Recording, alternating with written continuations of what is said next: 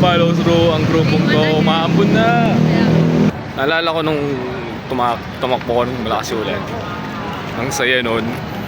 Kaso nasa Instagram yun eh. Ang saya nun, men. Real talk lang. Ano ulan? Wala na nga. Maganto pala. Pwede nang ano kayo, yung ganun.